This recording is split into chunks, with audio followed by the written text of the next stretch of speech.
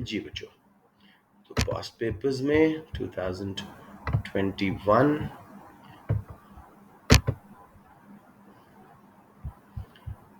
और मार्च जून 33 मेरे हिसाब से हमने करना है। ये इसकी मार्क स्कीम है। मैं सब कुछ पहले एक बार डाउनलोड कर लूँ।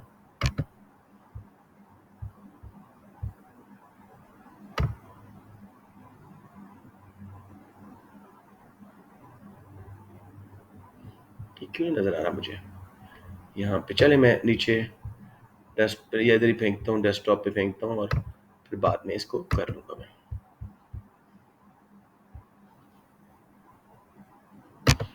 जी, और अब इसका पेपर निकाल लेते हैं। उप्स,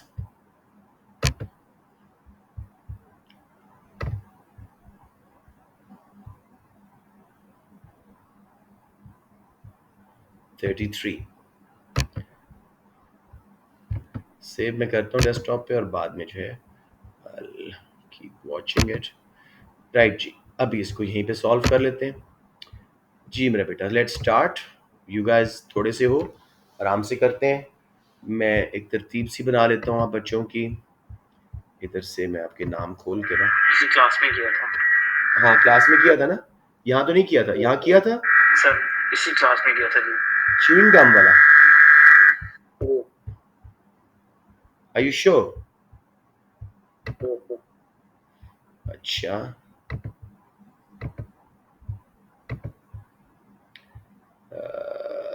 अच्छा, डायनामिक।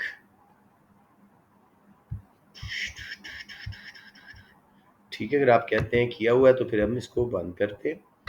इसकी वीडियो क्यों लगी हुई? सर फेब मार्च का कर लेते हैं। फरवरी मार्च का तो हो चुका है, सबसे पहले मैंने वही करवाया था।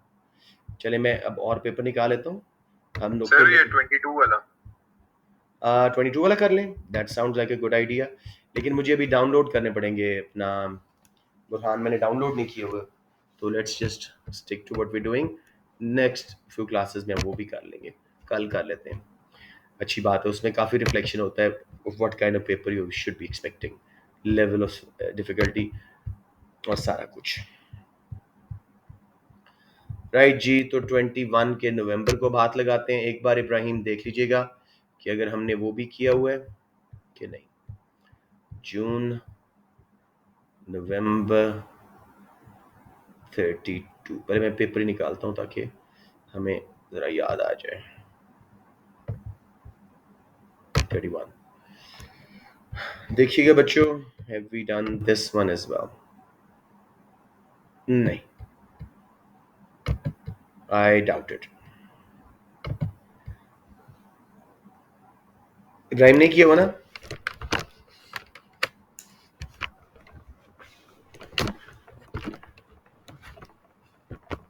चलें, लेट्स मेक अ स्टार्ट। अगर किया होगा तो दोबारा छोड़ देंगे इसको। अच्छा जी, मैं स्टार्ट कर रहा हूँ विद तरतीब। सबसे पहले फिजा का नाम आ रहा है। Start with Fiza Kashif. What is a necessary condition required to achieve Pareto efficiency? Simple, go by the definition.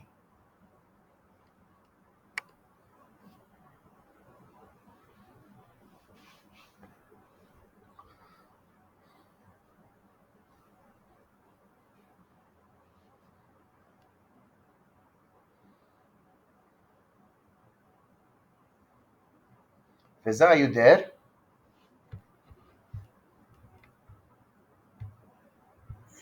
Sir मैं हाँ जी, हाँ जी, Fiza Kashif. A A, when it's not possible for some people to become better off without others becoming worse off. Simple by definition. Pareto efficiency या Pareto optimality जो आपने रट्टे मारे हुए थे एफिशिएंसी के, उसमें से क्वेश्चन था। Number 2, I have Abdullah Babar, ऊपर मुझसे मिस हो गए थे, सॉरी, मैं नीचे आ गया था। अब्दुल्ला बाबर, मेरा बेटा कॉन्फिडेंस से, बहुत आसान क्वेश्चन लग रहा है। What is an example of a negative externality?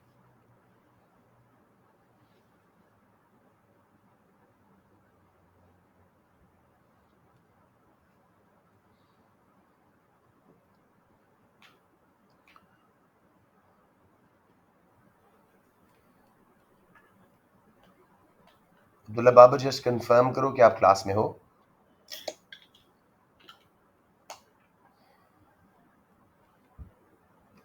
I think don't think he is. Burhan आपकी बारी बन रही है बी से, बता दीजिए.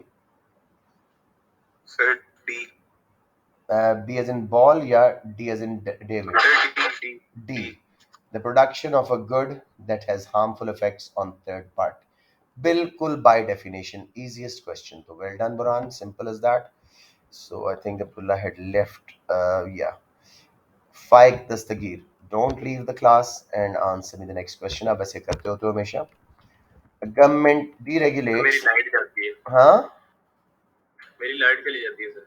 हाँ, अंदाजा होता है मुझे. A government deregulates several industries with the aim to increase allocative and productive efficiency.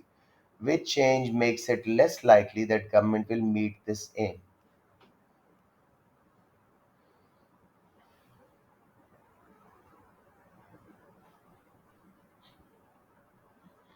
बहुत आसान क्वेश्चन है.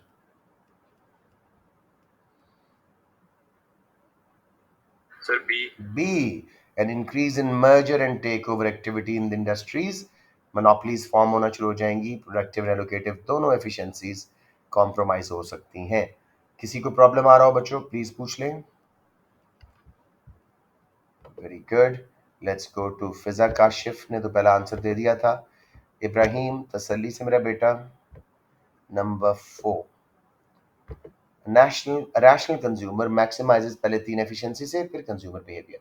Rational consumer maximize satisfaction by buying 3 units of good X and 4 units of good Y, which are the same dollar price. What does this indicate? बहुत easy है.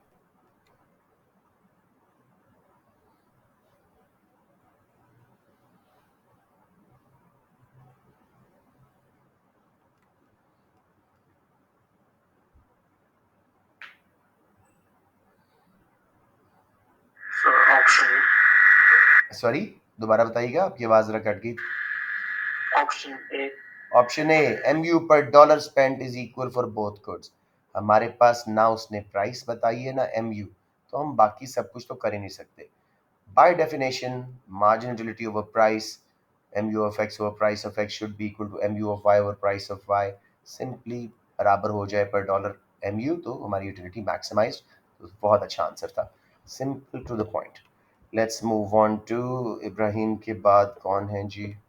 Class ना छोड़िए but इस डर से कि नहीं आएगा, कुछ नहीं होता. मेमूना अजहर कॉन्फिडेंस के साथ मेरा बेटा. Number 5. What does a budget line on an indifference curve diagram show? बहुत आसान क्वेश्चन लग रहा है.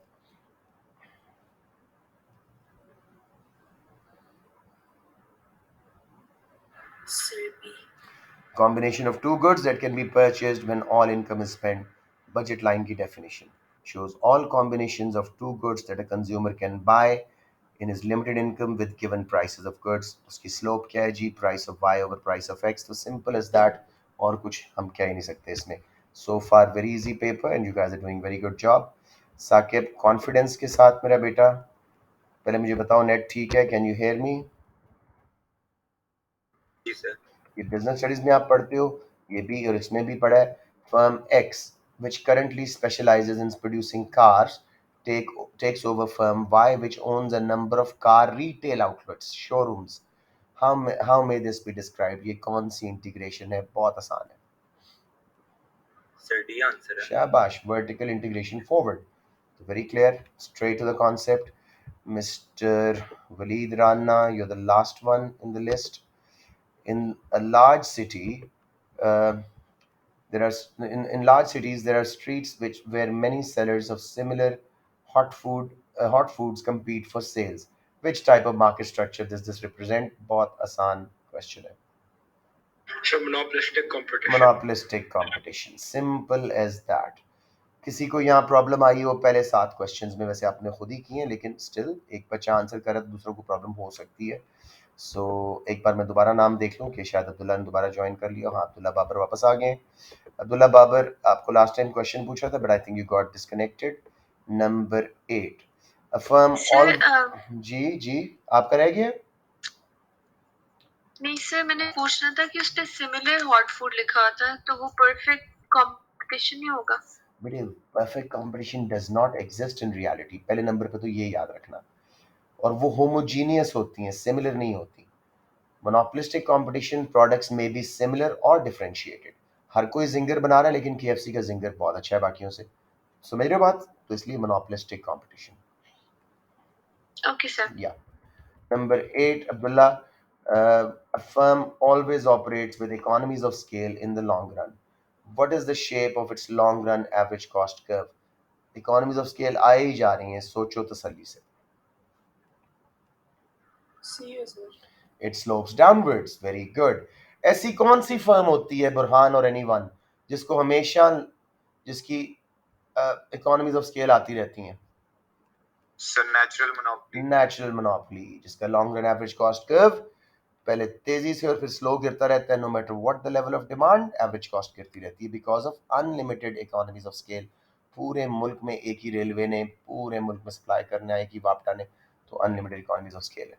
नंबर 9 जी, I think it's Burhan again. Yes, Burhan Azhar, a multinational firm seeks to minimize costs and maximize profit.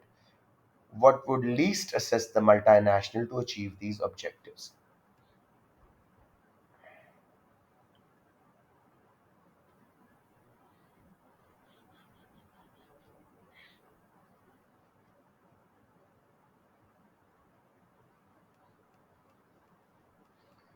Sir C. C, as a member of cartel, production quotas दिए हुए हैं, तो बेशक वो बड़ी फर्म है जो भी है इकोनॉमीज ऑफ स्केल वाली है, उसको प्रॉफिट मिलेगा एग्रीड रेशियोज के ऊपर। कॉस्ट मिनिमाइज करना और मैक्सिमाइज प्रॉफिट करना उसके हाथ में नहीं रहेगा, डिसीजन सेंट्रल मेकिंग अथॉरिटी से आएंगे। सबको क्लियर है? ओलिगोपोली थोड़ा सा एक मिस सा टॉपिक है, बच्चे ज़रा उसको ज़रा देखते नहीं है। सबको क्लियर हो गया है? और आपको अब दोबारा देख लेना चाहिए था, since it came in section A and you lost some marks. So after Burhan let's go on to, why don't I remember the kids, I think it's Fiza now. नहीं, फाइक, फिजा, इब्राहिम। अच्छा, फाइक बेटे, number 10, what is most likely combination of income elasticity of demand and price elasticity of demand that explains why a firm can make higher profits in specialized luxury product markets?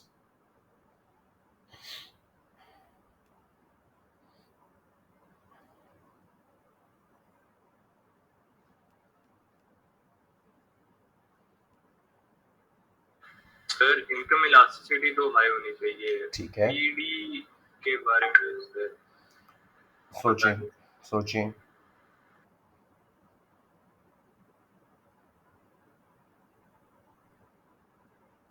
Sir specialised luxury products, सोचो। Sir B. B, I think it's B. Yes Burhan, आपको भी यही लग रहा है? It has to be B. B B लग रहा है। बी लग रहा है मुझे भी। I don't think, will check the mark scheme at the end, we will. कभी कभी एक एंगल इसमें एक और आ रहा है थोड़ा सा, इनकम इलास्टिसिटी नहीं, हैज टू बी बी, तभी वो ज्यादा प्रॉफिट बना सकेगा ना, इनकम्स भी या ठीक है, बी बनता है। राइट, तो option 11, sorry, question number 11, and we have Fiza Kashif. Diagram shows a firm's cost and revenue curves.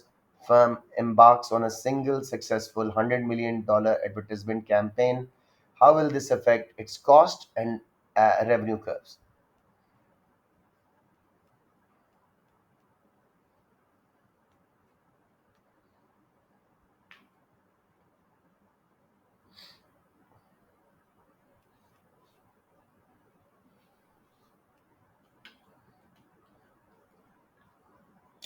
फिर सिंपल रखिएगा, एडवर्टाइजमेंट से डिमांड कर्व पे क्या इफेक्ट पड़ता है, वो ए आर है।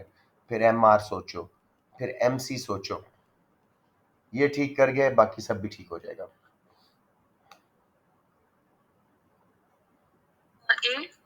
ए बिल्कुल ठीक है, shift to right, marginal revenue curve, average revenue curve shift to right, demand बढ़ी, एआर भी शिफ्ट करेगा, एमआर भी। Marginal cost curve, cost of production बढ़ी है, मार्जिनल कॉस्ट कर्व ऊपर शिफ्ट होता है। Average cost curve long run का सिस्टम है, वो शिफ्ट नहीं होता। सबको समझ आ गई या कोई confusion? Marginal cost is the supply curve of the firm. जी बेटा, sorry, sir I think so इसका होगा बी, मुझे बी लग रहा है। नहीं मेरे बेटा, नहीं मेरे बेटा, देखो सिंपल रखो। एडवर्टाइजमेंट की कॉस्ट जब आप पे करते हैं, सप्लाई कर्व लेफ्ट पे शिफ्ट होता है। उसने कहा है single successful $100 million advertisement campaign, और सक्सेसफुल हुआ तो डिमांड कर्व राइट पे शिफ्ट, तो ए आर शिफ्ट होगा, एमसी सप्लाई कर्व है वो शिफ्ट होगा, एवरेज कॉस्ट कर्व चेंज नहीं होता। What do you think Burhan? जी sir. What do you think, A और बी? सर एक दफा सवाल में पढ़ लो। ओए तू किधर था, देख ले मेरा बेटा।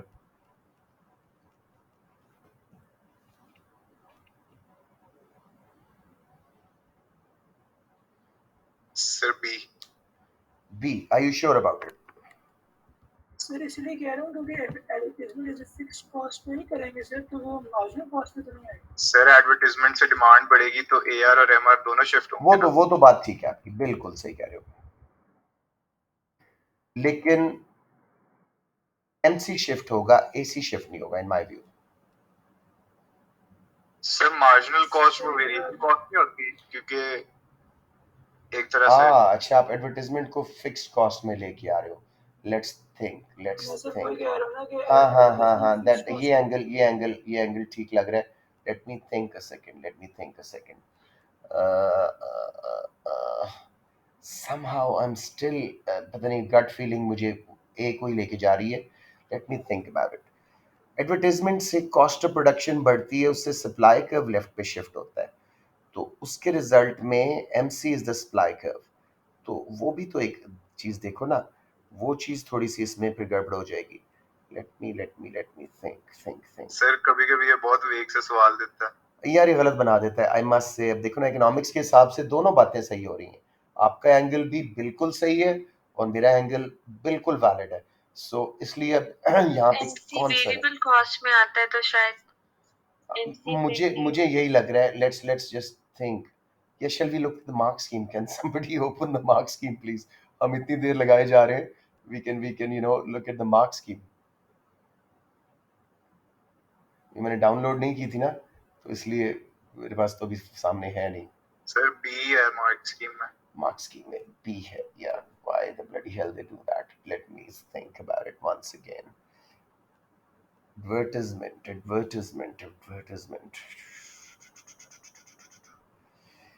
Yeah, I think you're right because advertisement in its essence is a fixed cost, तो इससे सप्लाई का भी शिफ्ट होता है वो एमसी। खैर एनीवेज बी लेते हैं जी।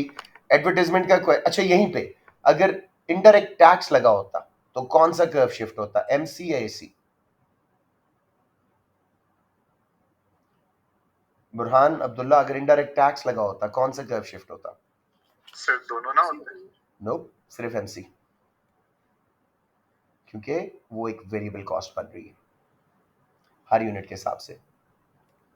सर तो इस तरह एवरेज कॉस्ट की हमारी डेफिनेशन क्या आती है? Average cost is the total क्योंकि कॉस्ट वो divided total by cost output. मेरे ख्याल से सर टोटल कॉस्ट अगर होता तो वो भी शायद शिफ्ट होता।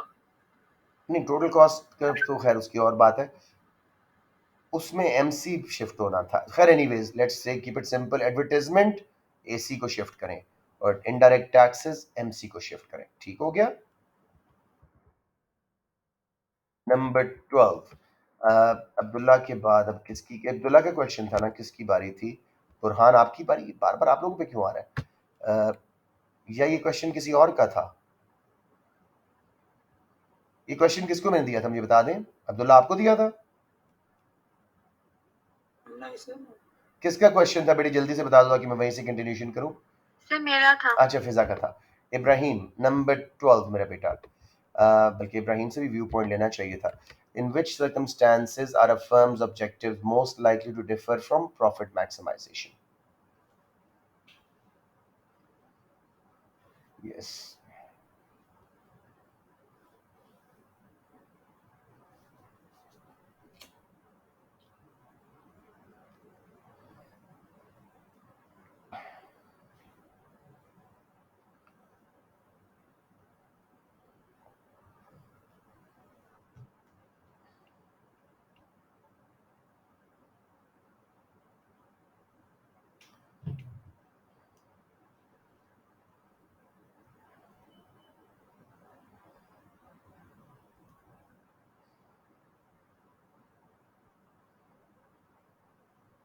Ibrahim, are you there? Yes, sir. Hmm.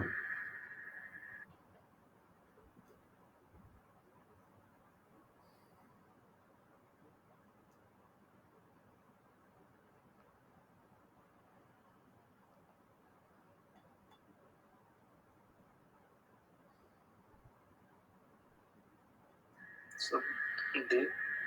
D बिल्कुल ठीक है. When a firm has many shareholders, principal के पास कंट्रोल नहीं है, एजेंट के पास है, तो मैनेज बाय एम्प्लॉइज वो हमेशा ग्रोथ को प्रेफर करेंगे ओवर प्रॉफिट. और भी केसेस में लग रहा था लेकिन मोस्ट लाइकली का वर्ड था, तो principal agent problem has to take the precedence. समझ आ गया मेरे बेटा? किसी को प्रॉब्लम आई हो? Okay, let's move to the next kid. Ibrahim के बाद I think it's only Walid. Saqib and Walid. Saqib confidence के साथ, विच कॉम्बिनेशन ऑफ पॉलिसीज, चले मेमुना आप आ जाएं. Which combination of policies is most likely to reduce the inequality of income distribution? Taxes देखो, direct indirect, availability of benefit, आसान क्वेश्चन है.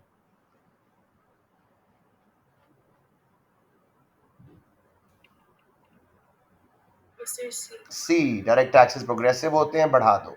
इनडायरेक्ट टैक्सेस रिग्रेसिव होते हैं, उनका इफेक्ट कम कर दो. बेनिफिट्स बढ़ा दो ताकि गरीबों के पास ज्यादा आ जाए, तो सी is अनडिबेटेबल. Mr. Zakir Mashood, to tackle pollution, some governments set standards such as pollution limits, while others use tradable pollution permits. Tradable pollution permits क्या होते हैं साकिब?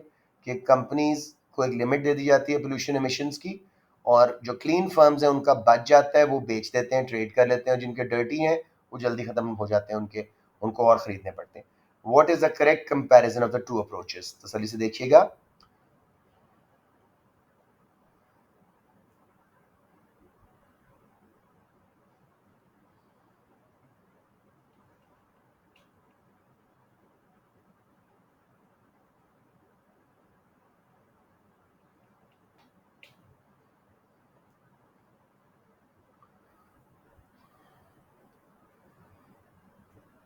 स्टैंडर्ड्स होते हैं प्रोडक्शन की लिमिट करना. ट्रेडेबल पोल्यूशन परमिट्स मींस एक दूसरे को बेच सकते हो, ट्रेड कर सकते हो pollution permits. Sir D answer है. D, very good. Tradeable pollution permits provide a more equitable treatment. Clean firms की कॉस्ट कम होगी, वो अपना परमिट बेच सकेंगे, डर्टी फर्म्स की कॉस्ट बढ़ेगी. इक्विटेबल ट्रीटमेंट है. वेरी वेल डन, शाबाश. इंसेंटिव आता है पोल्यूशन परमिट्स में, नॉट इन स्टैंडर्ड्स. वो तो प्रोडक्शन ही आपने रोक दी है. Number 15, I think we're at Waleed now. Waleed, तसल्ली से मेरा बेटा देखो. Diagram shows an economy's Lorentz curve. Area of Y is 3 times bigger than area of X. What is the value of economy's Gini coefficient?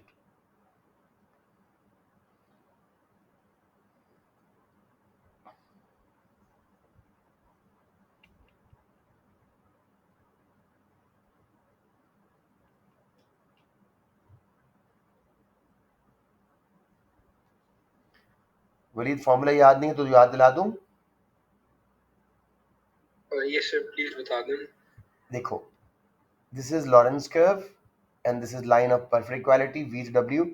This is जितना Lawrence curve दूर उतनी inequality, ठीक है, जितना करीब उतनी परफेक्ट इक्वालिटी के पास हैं आप.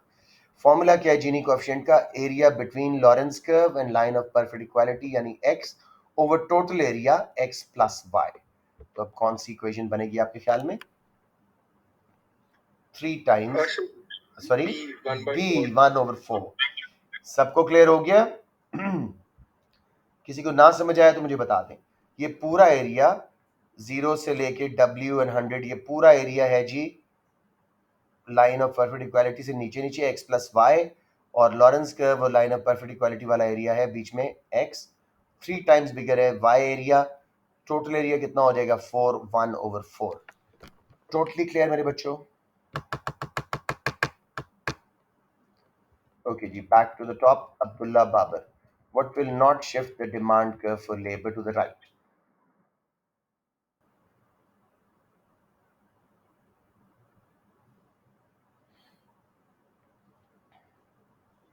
D sir. कौन सा? D. D for dog. D for dog, very good. Increase in wage rate will cause a movement along the demand curve. Contraction आएगी. एम मार्जिनल प्रोडक्टिविटी बढ़े, बायर शिफ्ट होता है, workers productive हो गए, skilled हो गए, increase in demand for the product हो तो वर्कर्स की डिमांड डिराइव डिमांड है, depends on the demand for final goods and services, right पे शिफ्ट होगा। Increase in the price of the final product बढ़ेगी तो उसकी मतलब डिमांड बढ़ रही है तो वर्कर्स ज्यादा चाहिए होंगे, डिमांड कर्व राइट पे, वेज रेट से on the curve movement. The diagram shows individuals, Burhan की बारी है, supply curve of labour, supply of labor curve. He's offered a job which requires him to work a standard 40 hours. Which area measures the amount he would need to get him to accept this job offer? Interesting question. Let me read it again. आप पढ़े.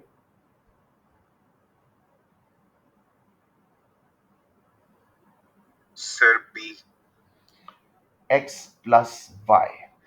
Transfer earnings. बिल्कुल सही ढूंढा है आपने. Area below the supply curve and up till the number of hours या number of labor.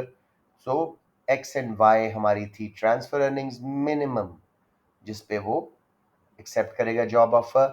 Economic rent अगर पूछता तो कितना होता Burhan? Sir W plus G. W plus जी।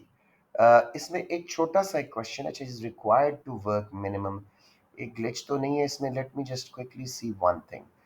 अच्छा नहीं, वो वाली मेरी वाली तो ऑप्शन ही नहीं है, तो वो वाला ग्लिच इसमें नहीं डाल रहा।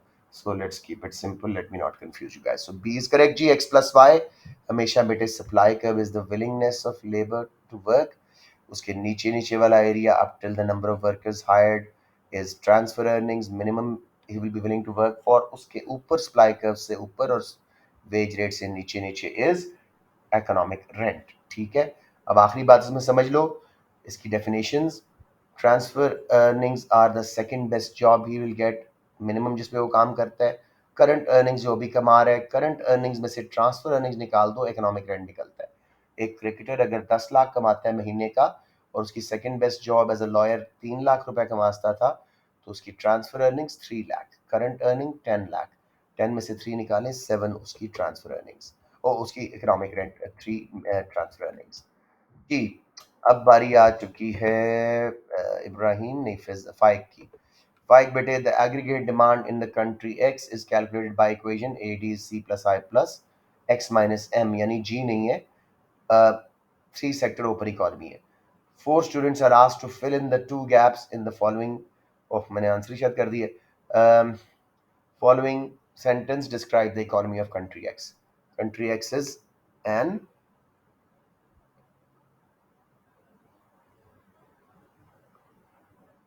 ओपन इकोनॉमी विदाउट नहीं, विद द गवर्नमेंट होगी लेकिन विदाउट गवर्नमेंट इंटरवेंशन। दोबारा देख लो, दोबारा देख लो, दोबारा देख लो।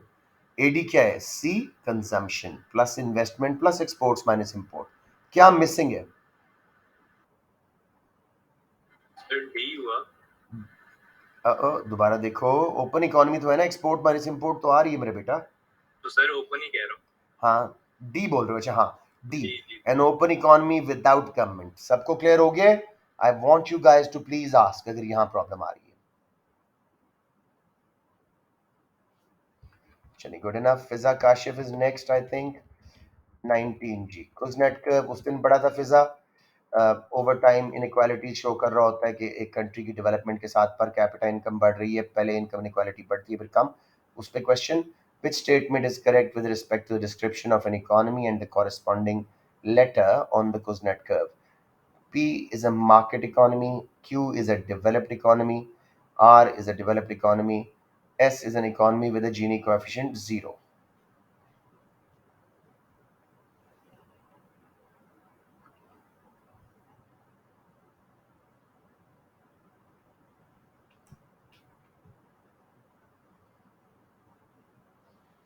जो बात रिजेक्ट ना कर सको मेरा बेटा।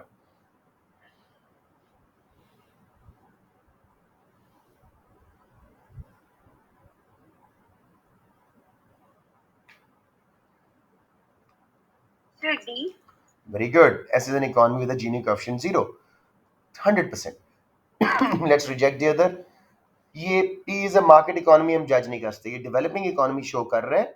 लेट्स डेवलप डेवलपिंग, इसमें हम मार्केट और प्लान नहीं बता सकते, कुछ नेट कर्व है। डेवलपमेंट के साथ साथ इनकम डिस्ट्रीब्यूशन पे क्या असर पड़ता है? Q is a developed economy नहीं, अभी तक उसका जीनी कोएफिशिएंट बढ़ रहा है, वो प्राइमरी से सेकेंडरी में जा रहा है, अभी डेवलपिंग है। आर इज अ डेवलपिंग नहीं, वो डेवलप हो चुका है, जीनी कोएफिशिएंट गिर रहा है। सारे अक्सर वर्कर्स टर्शियरी सेक्टर में आ गए, इनकम गैप्स कम हो रहे हैं। एस, जीनी कोएफिशिएंट 0 है, 100% correct. Anyone, any questions? Ibrahim, आपकी बारी है मेरे ख्याल में। When measuring the value of total output of a country's economy, economists use the concept of value added. What could explain this?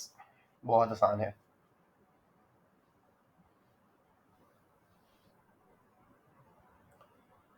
Option option? A. आप mic बहुत जल्दी बंद कर देते हो। A, they want to avoid double counting. किसी को इसमें कॉन्सेप्ट में प्रॉब्लम हो, आउटपुट मेथड में हम सिर्फ वैल्यू एडेड कैलकुलेट करते हैं एट ऑल स्टेजेस, या फिर फाइनल गुड की वैल्यू ले लेते हैं ताकि हम डबल काउंटिंग ना करें। इंटरमीडिएट गुड्स की हर जगह पे वैल्यू एडेड काउंट करते हैं ताकि ये ना हो कि हम बार बार, जैसे गाड़ी बनी, स्टील किसी और ने बनाया था, वो भी डबल काउंट हो जाएगा गाड़ी की प्राइस में। उसके मैट्स किसी और ने बनाए थे, टायर्स किसी और ने, स्टेरियो किसी और ने। इन सब चीज़ों से बचने के लिए हम कॉस्ट ऑफ मटेरियल्स में, प्राइस में से कॉस्ट ऑफ मटेरियल्स निकालते हैं, सिर्फ वैल्यू एडेड पार्ट काउंट करते हैं एट इंटरमीडिएट स्टेजेस। सबको क्लियर है? ओके। इब्राहिम के बाद I think we have Memunazar. A government uses personal disposable income per head as a measure of standards of living. What does this measure not take into account? Limitations of GDP देख लें।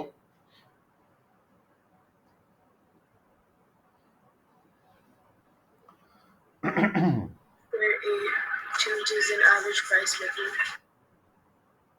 Income, personal disposable income, हाँ, tax निकाल दिए, population से adjust कर दिया, पर head है। रियल का वर्ड होता ना, रियल डिस्पोजेबल इनकम, तो फिर हम इन्फ्लेशन को ना लेते। So I think Memuna, you right. Let me just have a look at it again just once for the surety. Yes, size of population भी हैंडल हो गया, लेवल ऑफ नेशनल इनकम भी हैंडल हो गया, लेवल ऑफ डायरेक्ट टैक्सेशन भी, क्योंकि disposable means direct taxation निकल के ट्रांसफर पेमेंट्स वापस ऐड होके हमें डिस्पोजेबल बना दी, तो इस correct. Number 22, Saqib, which policy would be most likely to increase employment?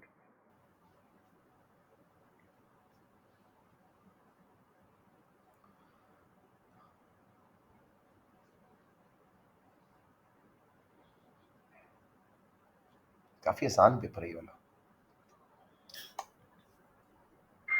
Sir B. हाँ, डिक्रीजिंग अनएम्प्लॉयमेंट बेनिफिट्स। अपना रैशनल दोगे साकिब, क्यों अनएम्प्लॉयमेंट बेनिफिट कम करने से एम्प्लॉयमेंट बढ़ेगी?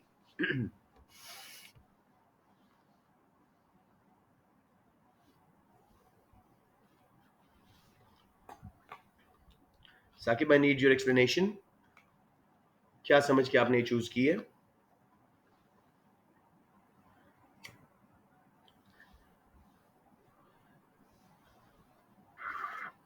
जी। सर उससे आई गेस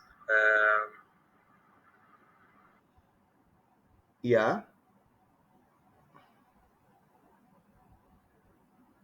अच्छा, मुझे बाकी बताओ, वो क्यों रिजेक्ट किए हैं? डिक्रीजिंग ड्यूटी ऑन इंपोर्ट से क्या होगा?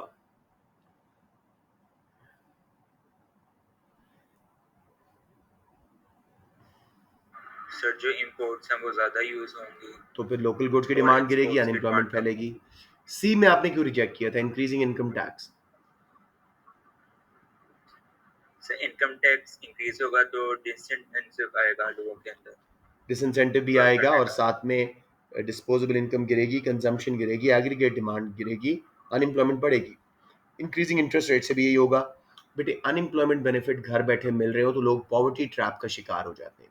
It's a disincentive to work, कि मैं घर से निकलूंगा, किराए भी देने, कपड़े भी खरीदने, थोड़ी बहुत जो इनकम बढ़ेगी वो उस खर्चों में चली जाएगी और अनएम्प्लॉयमेंट बेनिफिट वापस ले लिए जाएंगे, तो वुड रादर स्टे होम। ये वजह होती है। समझ आ गई? ये जी सर। नेचुरल रेट ऑफ अनएम्प्लॉयमेंट को कम करता है। नेक्स्ट इज जी, I think Waleed, if I am not mistaken, yes Waleed. Number 23, अच्छा क्वेश्चन लग रहा है। Low income countries that approach the IMF for loan assistance were usually required to introduce structural adjustment programme, जैसे पाकिस्तान कर रहा है, बहुत कुछ चेंज कर रहा है, विच involve policies to promote a free market economy. Which action would have been included in a SAP, Structural Adjustment Program, free market economy की तरफ आने वाले? बहुत इजी है। सर एसएपी से क्या मतलब? ऊपर पढ़ो, उसने लिखा हुआ है।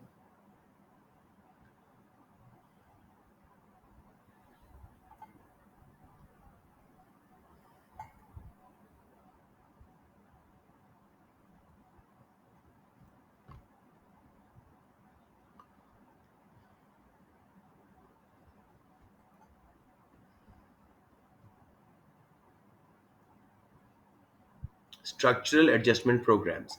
कहां पे हम फ्री मार्केट की तरफ जा रहे हैं बेटे? बहुत आसान क्वेश्चन है।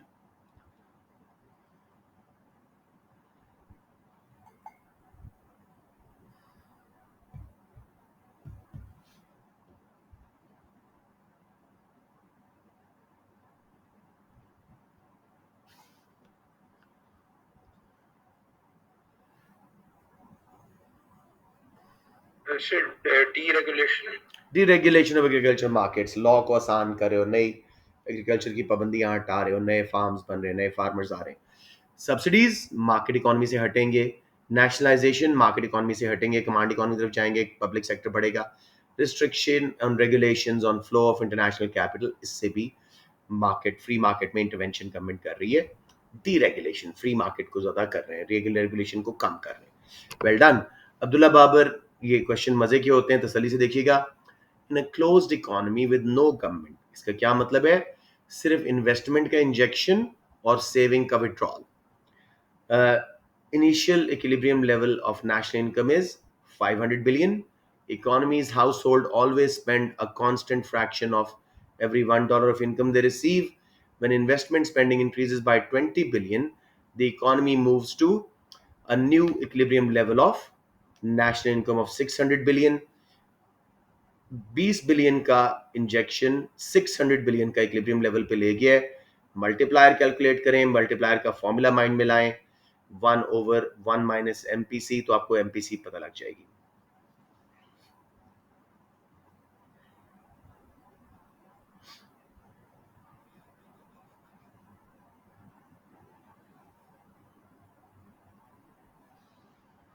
इसका आंसर है बी।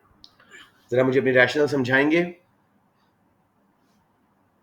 सो इसमें हुआ है कि 20 बिलियन अगर उन्होंने इन्वेस्ट किया है तो उससे आपका जो इफेक्ट आया वो 100 बिलियन का आया। तो उसका मैंने फॉर्मूला डाला 1/MP W वाला। तो जो आपका मल्टीप्लायर इज इक्वल टू 5, तो मैंने 1/5 करके आप मेरा MP W आया 0.2, तो MPC इज 0.8। बिल्कुल सही है। Burhan, you want to add more to it? 500 billion से हम गए 600 बिलियन। कितना नेशनल इनकम में चेंज आया है? 100 billion. Change in income over change in injection 20, ठीक है।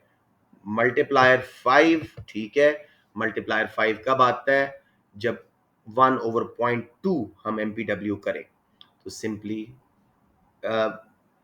कैलकुलेशन थी हाँ, बेसिकली। दोनों एंगल से, जिस तरह अब्दुल्ला ने किया वो भी, जिस तरह मैंने किया, दोनों एंगल से आप कर सकते हैं। बेटे किसी को समझ ना आ रहा हो तो मैं थोड़ा सुकून से आप लोगों को करवा दूं।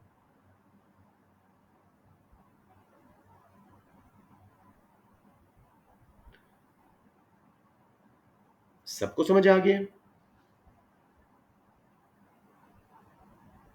Okay, fine fine, let's move on. Number 25। परेशान ना हो अगर ऐसे क्वेश्चंस को देख के कुछ इस तरह नहीं होता। ये बारी किसकी थी? बुरहान की थी। Keynesian theory states that the demand for money, MD, is influenced by personal level of income, L1, and by the rate of interest, L2. Money demand is equal to L1, यानी personal level of income, Y, और plus L2 into interest rate. L1 into national income, L2 into interest rate. What do L1 and L2 represent in the aggregate demand for money function? G.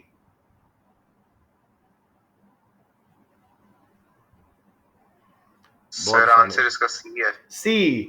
Personal level of income means transaction and precautionary motive. Interest rate वाला कौन सा motive है? Speculative motive. तो simple demand for money के तीन motive उसने उठा के इक्वेशन बना के आपको कंफ्यूज किया है। किसी बच्चे को यहां सॉल्व करने में मसला आ रहा हो, मैं हमेशा कहता हूं ऐसे क्वेश्चन से देख के डरा ना करें। बेसिक कॉन्सेप्ट बड़ा सिंपल होता है। Still a level, you not in MSc और पीएससी और something like that. No one G? Okay. Let's move to FIC. What are the assumptions made by Keynesian? यार मैंने आप लोगों को केन्जियन और मॉनिटरिस्ट का कंपैरिजन समझाना था, वैसे जुबानी समझाया था, लेकिन मैं आपको वो स्लाइड्स दिखा के करा दूंगा, कल की क्लास में याद रखिएगा. What are the assumptions made by Keynesian in relation to wages and investment? पता नहीं sir. Okay. Fiza Kashif.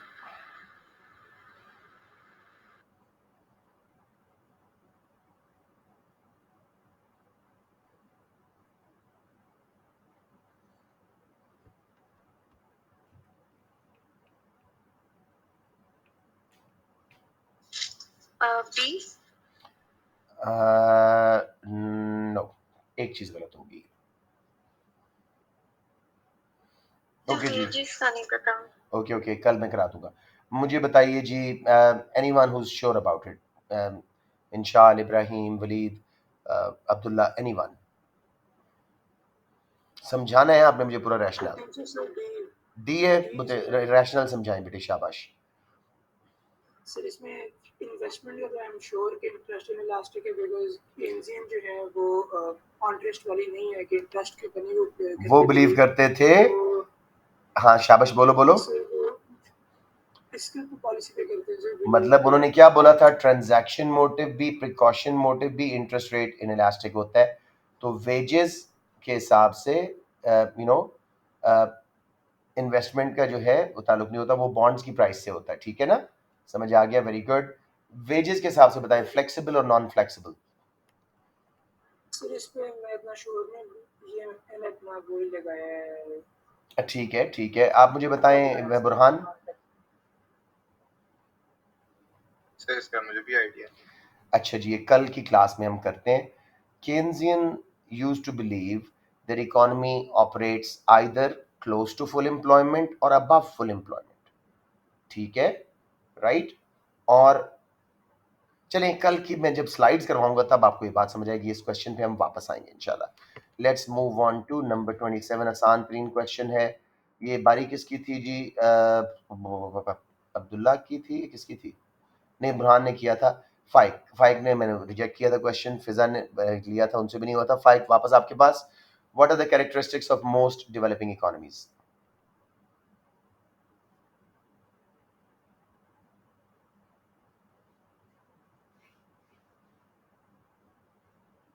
Sir propensity to save, additional income का कितना फ्रैक्शन सेव हो रहा है, वो एमपीएस है, सॉरी, टोटल इनकम का कितना सेव करने की टेंडेंसी है. सर सेव कम करें तो सर बी. ये कौन सी इकोनॉमीज हैं? Developing economies. हाँ, डेट रेशियो ज्यादा होगी जैसे पाकिस्तान की, और एवरेज प्रोपेंसिटी सेव लो होगी, गरीब आदमी कम सेव कर पाता है. यही कंट्रीज के साथ भी होता है. Very right. अब मैं आपको थोड़ा सा एपीएस, एवरेज प्रोपेंसिटी सेव का फॉर्मूला बता दूं. अपना सॉरी, इसका है जी सेविंग ओवर इनकम. ठीक है, मतलब $10 आप सेव कर रहे हो, इनकम $100 है, तो 0.1 is your average propensity to save. जबकि marginal propensity to save is change in saving over change in national income. आपकी $100 इनकम थी, आप 10 सेव कर रहे थे, 200 पे गए, अब आप 30 सेव कर रहे हैं, तो 20 इज द चेंज ओवर 100. तो चेंज आया है, तो 0.2 विल बी योर एमपीएस. तो ये थोड़ा सा उसमें फर्क देख लीजिएगा. Saving over income, change in saving over change in income, APS and MPS. Number 28, let's go to Fiza Kashif. Money given by US government to certain African countries to fight AIDS, HIV requires their government to purchase expensive drugs from the US rather than cheaper products from South Africa, India or Brazil. What is an example of? ये कौन सी aid है?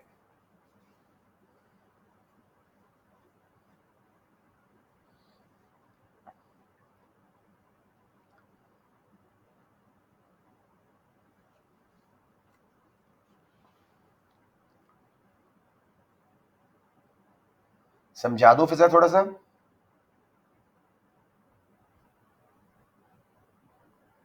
Question समझ आ गई, लेकिन ads में समझ नहीं आ रही थी कौन सी. ओके मेरा बेटा, देखो, एक होती है bilateral between two countries.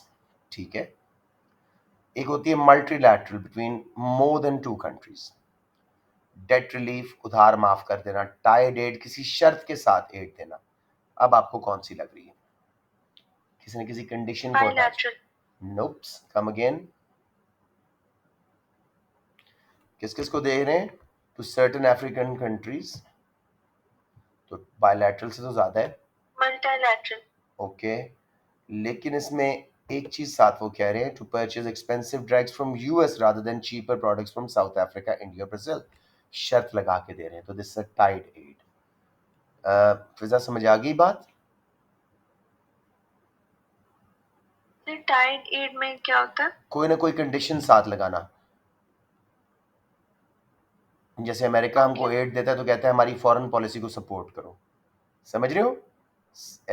IMF के थ्रू लोन्स देता है तो वो कहते हैं जी आपने यूं यूं यूं ये कंडीशंस करनी है, पेट्रोल का रेट बढ़ाना है, फलाना. ये सब शर्तों वाली एड जो है ये टाइड एड है. Comes with lots of strings attached, lots of conditions attached. समझ आ गया फिजा? जी सर. यस. अब लेट्स सी जी, next is I think Ibrahim. Why do economists draw a distinction between economic development and economic growth?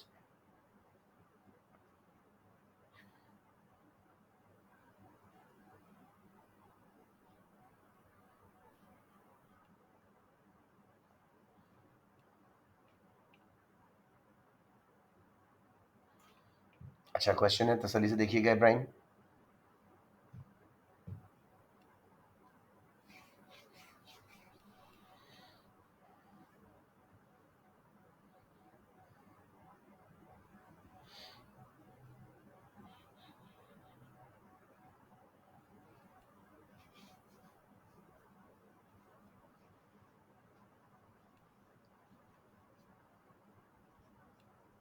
While is working out, बाकियों को थोड़ा सा मैं बता दूं.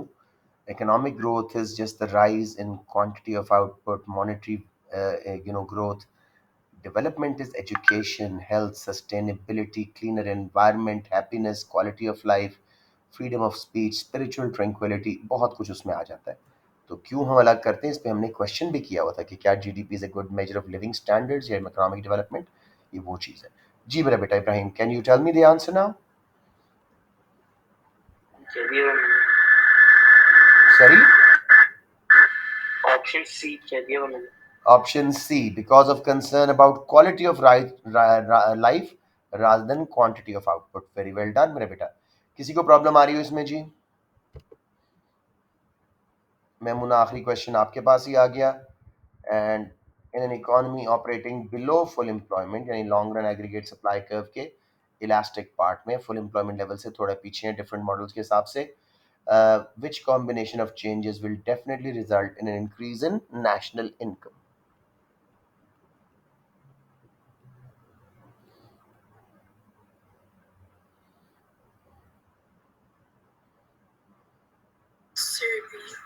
Sorry, बड़ी जल्दी सॉल्व कर ली है. Rise in government expenditure, of course G का injection, together with a fall in propensity to import. Imports कम होंगे, लोकल गुड्स ज्यादा खरीदेंगे, नेशनल इनकम बढ़ेगी. Import is withdrawal. Very good, ठीक हो गया जी, सबको क्लियर है? I just record the class now, finish the recording thingy and post it. जी जी मेरा बेटा. सर वो 26 एमसीक्यू बुरहान को आता है, वो बता नहीं रहा, वो नॉमिनल रिजिडिटी करके कुछ बता रहा है. बुरहान खान बता दे मेरा बेटा. सर ये पागल है, इसकी बातों पे गौर ना किया करें. नहीं, ये इसकी बात में कुछ वजन लग रहा है मुझे. खैर एनीवेज, कल डिस्कस करते हैं इसको. ठीक है जी, ऑल राइट.